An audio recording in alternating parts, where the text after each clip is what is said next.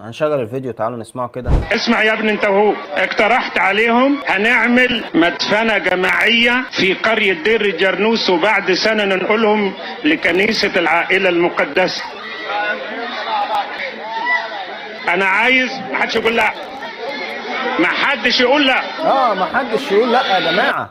ده الاسقف ده ايه يا عم بقى غاصن؟ مالك يا عم جامد كده ليه يا عم على الناس؟ ما بالراحه شويه يا عم بقى غاصن، ينفع كده يا عم بقى غاصن؟ انت فين يا عم بقى غاصن من الكلام ده؟ طب دلوقتي بقيت هادي دلوقتي ولا انت لسه عصبي برضه؟ خليك هادي كده مع الناس، ما يصحش الكلام ده. محدش يقول لا.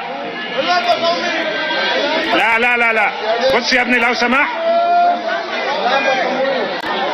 فاحنا بعد ما نصلي هنوديهم دير الجرنوس مع اخواتهم الشهداء.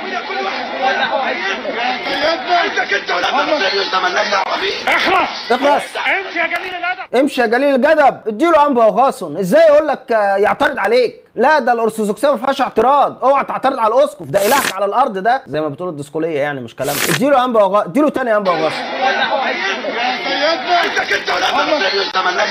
اخلص امشي يا جليل الادب. امشي يا جليل الادب، امشي. قفل الصوت على طول بس سمعناها وعرضناها. امشي يا قليل الادب. المسيحيين هم اللي ناشرينه على فكره، والله ينفع كده يا انبا وغاصن الكلام ده؟ يعني حامل ايه كده على الراجل؟ ما بالراحه يا عم. امشي يا جليل الادب، اخرس.